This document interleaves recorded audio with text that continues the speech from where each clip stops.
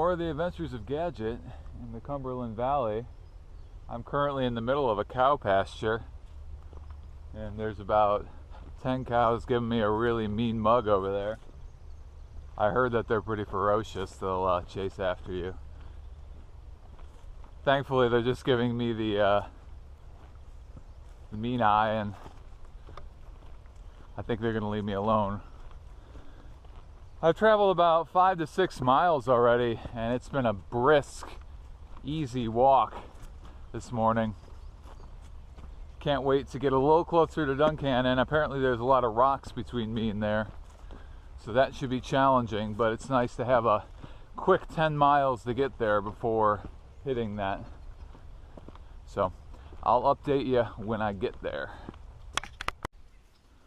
Well, I'm 11 or 12 miles into the day, and despite the fact that my last update was also in a field, there was some climbing in between, but here I am again, and as you can see, it is quite the hazy day.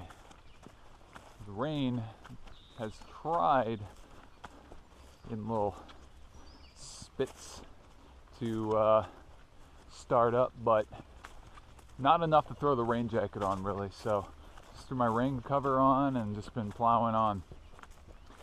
Now the unfortunate thing about walking through fields like this in the morning is that there's dew all over the grass, and it gets your feet and your socks and your pants remarkably wet, as if it were complete downpour. So I've considered on multiple occasions putting my rain pants on, but for some reason the tempo that I'm keeping up hasn't allowed for that.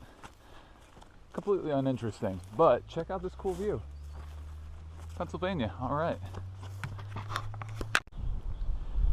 Well, that was a little harder than I expected. The Pennsylvania rocks came into play, which is actually a known thing on the AT, in that they're very, very irritating and very small rocks underfoot that want you to turn your ankle more than anything. And I've survived it thus far, but behind me in this beautiful view you can see Duncannon down there by the river. Cool historic town. Can't wait to get down there and enjoy the hospitality contained therein. But check out this beautiful valley made our way into. Yeah, there's Pennsylvania. I'm enjoying being here for sure. Alright, well, I'll check back in when I'm down in town. Just in case you were curious what I meant by the Pennsylvania rocks, you'll notice that I'm no longer walking on dirt in any capacity. It is just rocks.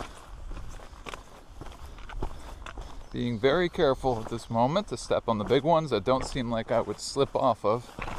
Just like that. Just like that. Okay, I'm alright, but the camera's going off so that nobody gets hurt.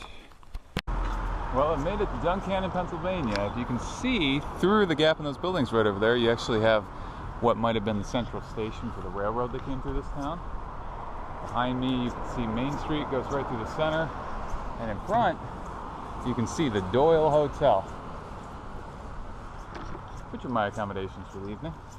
So if you'll excuse me, I'm gonna go make that business happen. It's a beautiful day just outside of Duncannon, where I stayed the night at the Doyle Hotel, which is almost a certified part of the AT. It's a hotel that was built back in the 1700s. It was pretty cool. Lack of a few amenities inside, as you might have guessed by the age of the building. But on the trail again today, there's a huge line of thunderstorms coming through this afternoon that are looking to be quite severe. So I'm going to try to get to this first shelter, which is a large shelter. Looks like it's a very good storm shelter. And I'm going to wait it out there, see if maybe I can put some more miles in the day, or perhaps that's where I'll end the day. Haven't quite decided either way. But I'm looking at around 4 days to get to Port Clinton, which is my next stop, Pennsylvania. And looks like there's gonna be some sunny weather between here and there, so that's a big relief. Haven't seen that in a while. Alright, I'll check in a little later up the trail. Ridge walking here in Pennsylvania, and it is beautiful. the clouds are rolling in and the wind is picking up, which makes me think the storms are on their way. I got about 5 miles to get to the next shelter, which supposedly sleeps something like 18 people, and those numbers are usually rather conservative, so I'm eager to see what kind of palace this place is. But I'm going to meet up with some people that I saw last night at the Doyle, and so that's the plan. I'm going to get off this because I need to walk before that rain hits. Alright, see ya.